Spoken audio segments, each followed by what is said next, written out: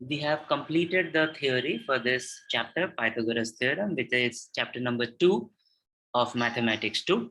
And this is the second chapter regarding triangle. Together with chapter number 1, this makes the major portion, the biggest portion of our Maths 2 curriculum course. Today, we will not do any revision. We have done enough revision. We will straight away jump into the questions that are there in problem set 2. If you remember, we have completed the questions. Question number 1, the multiple choice question, which is there in the problem set 2. Today, we will start with question number 2. This is the first one. Just like we did in the last class, I will give you some hints. I will give you some time, and then you will solve it in your notebooks and share the answer on the chat. First one, find the height of an equilateral triangle having side 2A. Find the height of an equilateral triangle having side 2A. When we read it for the first time, it seems that we haven't studied anything about this, but we have. And it becomes apparent when we start converting this word problem into a figure. So let's say that ABC is an equilateral triangle and AD is the height. Now we see two right angle triangles, triangle ADC and triangle ADB. The moment we see the right angle triangles, now we know that we can apply Pythagoras theorem and other properties also that we have studied last year and this year. Because it says it's an equilateral triangle, equi means same, lateral means side. So AB equals to BC equals to AC. This also means that angle BAC is equal to angle ABC is equal to angle BCA. And you would remember, when all the three angles of a triangle are same, because the sum of the three angles of a triangle is 180 degree, each of them are same, so each of them will be equal to 180 divided by 3, that is 60 degrees. If we take triangle ADC, we can say this is 60 degrees. Now, once again, using the concept that sum of the three angles of a triangle is 180 degrees, we can find out that this angle here is 30 degrees. 90 plus 60 is 150. We need 180. So remaining is 30 degrees. The side AC is given as 2A. So now this triangle ADC is not just any triangle. It is a right angle triangle and it is a 30, 60, 90 degree triangle, in which if we know the hypotenuse, we can find out the other sides. Try remember how the sides of this triangle are related to the hypotenuse and try find out the height, which is AD. Solve it in your notebooks and then type the answer in the chat. So once we know that triangle ADC is not just any triangle, but it's a right angle triangle and it is a special right angle triangle with angles 30, 60 and 90 degrees, then we see that this height, which is AD, is opposite to angle C, which is of 60 degree.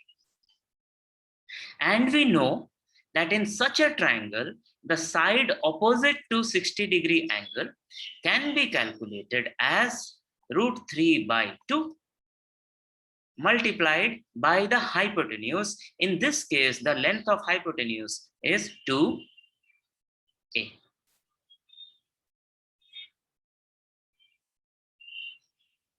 Now 2 divided by 2 is 1. So what we are left with is square root of 3 multiplied by a. Some people also write it as a root 3. Both are correct because we know m into n is m into n is equal to n is to m. In multiplication, the order does not matter. So we can write root 3a. We can also write a root 3. Just be sure when you are writing the answer, don't write like this. This is wrong because this one has put a under the square root, which is not correct. And this is the reason why some people write like this, a root 3. It makes it less error prone.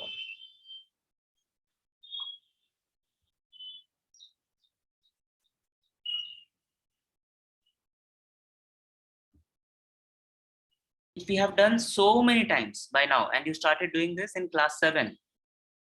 Just first find out the longest side, square it. Then take the sum of the squares of the other two sides. Compare these two numbers. If we call this 1, call this 2, we have to see whether 25 square is equal to 7 square plus 24 square or not. If it is, then it's a right angle triangle. If not, it is not. And the reason is converse of Pythagoras theorem. We don't need to write the reason in any other way. Just writing it in the bracket should be enough. Moving to the next question, third question. It reads, find the length of a diagonal of a rectangle having sides 11 centimeters and 60 centimeters. 11 centimeters and 60 centimeters. If you try to visualize in a diagram, let me draw the diagram for you and then you will solve it for everyone in your notebook. We have a rectangle.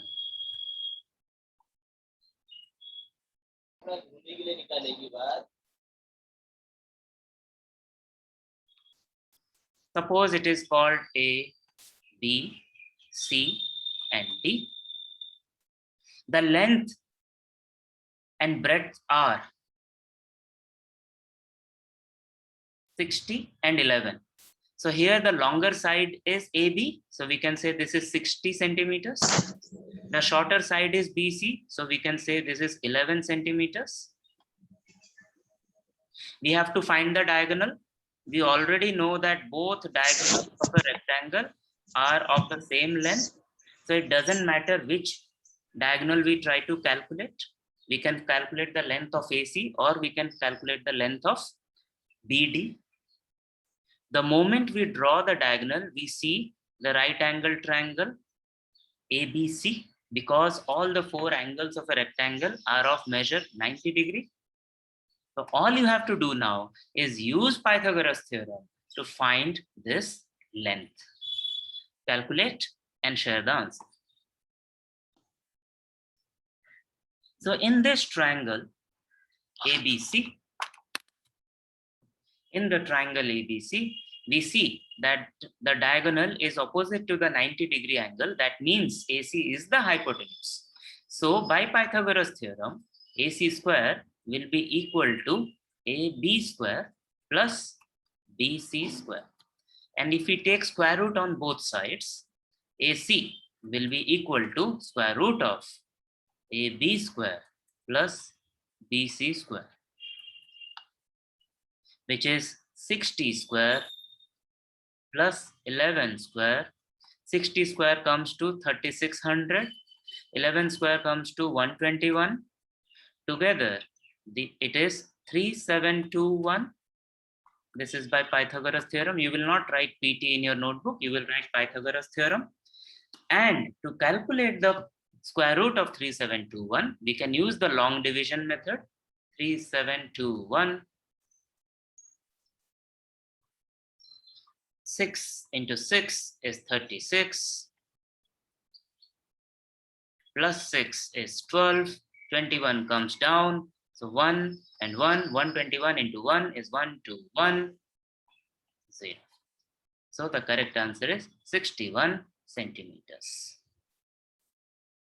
Question number 2, part 4 reads, find the length of the hypotenuse of a right angle triangle if remaining sides are 9 centimeters and 12 centimeters. Very, very simple, very, very straightforward. Just apply the Pythagoras theorem, find out the answer, and share the answer with everyone.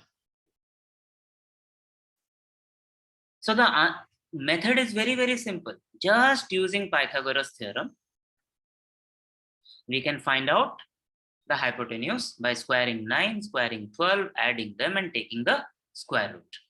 We are only applying the Pythagoras theorem. Now, if this question reads, a side of an isosceles right angle triangle is x. Very important to read and understand this properly. It says isosceles and it says right angle triangle. So the only possibility is a triangle like this. If it is triangle ABC, where angle B is the right angle, that is, it is of 90 degrees. Isosceles means the sides will be of, two sides will be of same length. What it would tell us is the two angles, the remaining two angles will also be equal and they will be equal to 45 degrees. That means this is not any right angle triangle. This is a 45, 45 and 90 degree right angle triangle. And what is given, the additional information that is given is a side, means this side and this side, because both sides are of the same length. The length is x, their length is x. The question is, how much is the hypotenuse? Hypotenuse is the longest side, which is opposite to the biggest angle. So here it is AC. I will also tell you how it is related, how the side is related to the hypotenuse. The side AB is related to the hypotenuse by the formula 1 by root 2 into hypotenuse. Now you put the values of AB and find the value of AC. Now, if we put the value of AB, which is given as x in this equation, x equals to 1 by root 2 into AC. We need to find AC. It says find its hypotenuse. So all we have to do is keep AC on one side and take everything else on the other side. So let us move this root 2 from right to left. So this becomes root 2 multiplied by x, which is equal to AC. We can also write AC equals to root 2 x. And to not make any mistake while writing, some people will write it as x square root of 2. Both are correct. Don't put the square root over x. Don't write x under the square root symbol.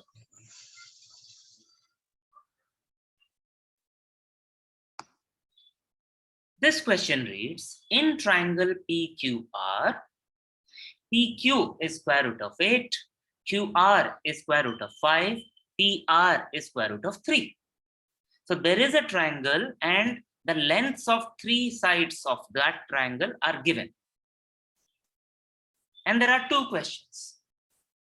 Is triangle PQR a right angle triangle? That is the first question. Quickly come out of mute and tell me what theorem or what rule will you use to find out whether this is a right angle triangle or not. Speak up.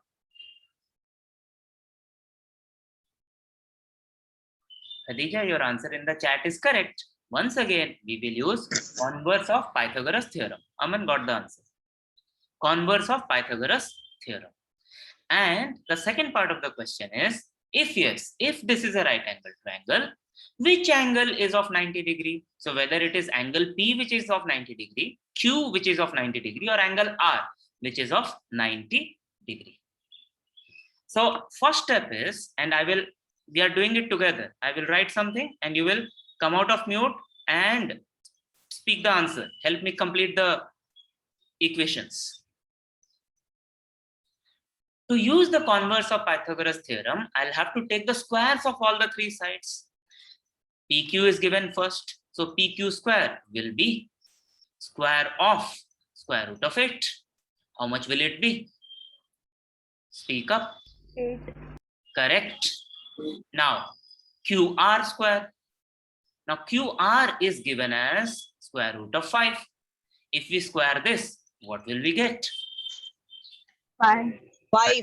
Correct. Now the third side is PR. If we square PR, it will be square of square root of 3. Is equal to 3. Thank you. Now we have to see if we add the smaller two numbers, is it Then we equal get the to? long number. So this is 1, and second one is QR square plus PR square equals to 5 plus 3 equals to 8.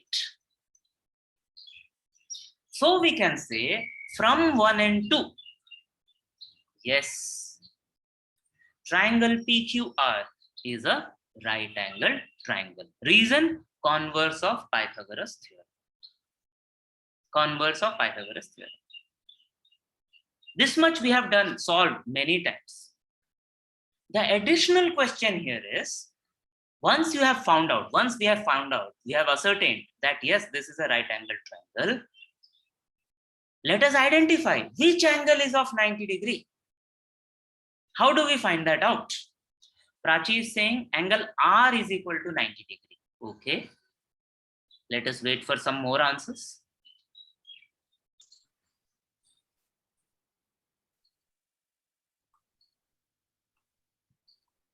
So first we apply the converse of Pythagoras theorem. We take the squares of the three sides that are given. We see if the square of the longest side is equal to the square, sum of the squares of the other two sides. We see that they are equal.